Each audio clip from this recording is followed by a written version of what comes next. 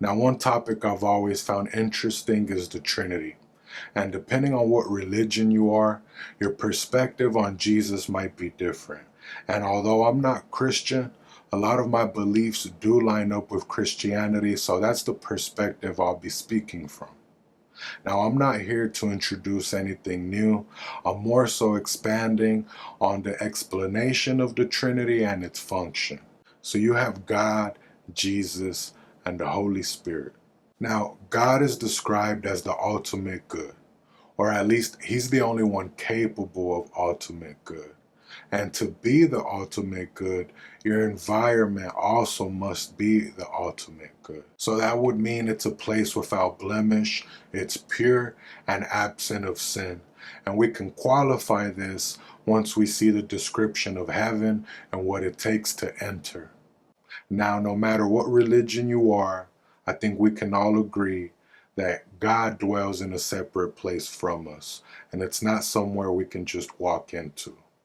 A great example of a location like this is the dream world, because when you're asleep, it feels like a location, and it's a place that everyone can go.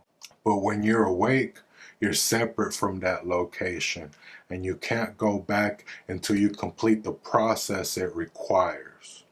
Now, when you look around the world, everything has a design, and everything obeys that design. And you don't need to understand it or acknowledge it for that design to exist.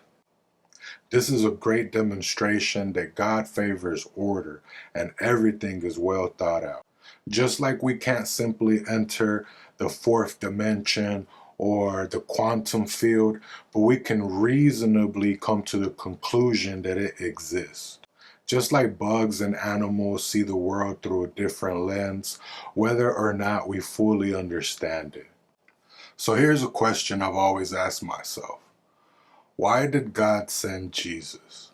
Why didn't He just come down Himself? So I'm going to explain how I digest that. God is all powerful. Now, I think that's a phrase that people really glaze over, especially nowadays. So take a moment to imagine something extremely powerful. So let's take the sun, for example. It's extremely bright, it's extremely powerful, and it's so well crafted that the design is considered a marvel. And it can create and destroy life simultaneously. Now multiply that times infinity. That's God's presence. God is so glorified, so powerful that you wouldn't even survive being in His presence. Think of angels when they appear. They terrify people. Now imagine God Himself. So Jesus had to come in human form because we needed someone that we could see, someone that we could believe in, relate to, and a presence that wouldn't overwhelm us. Then we have the Holy Spirit, and to me that's the easiest one. So we have God as the ultimate power, Jesus as the human form of that power, and the Holy Spirit is simply an extension of both.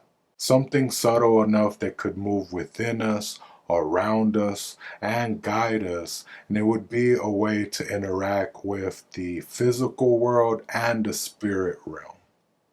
Because if God was always around us in His purest form, we wouldn't be able to have free will, and we would begin to feel like slaves.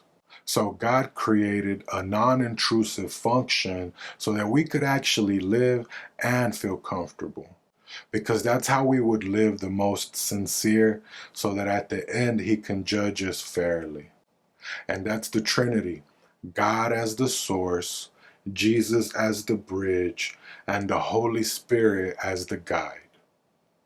And at this point, if you look at the Trinity through that lens, it feels less like a mystery and more like a structure or a design.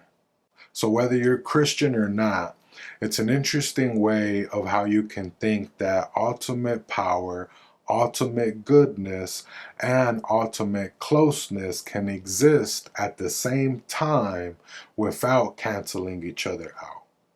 The biggest takeaway for me is the Trinity demonstrates purpose, order, communication, and the relationship between God, the world, and spirit. So if you enjoyed this video, make sure to hit subscribe. And I think it's fair for me to let people know that not every video will be about religion. Not every video will be about Christianity. I want to explore a lot of different topics.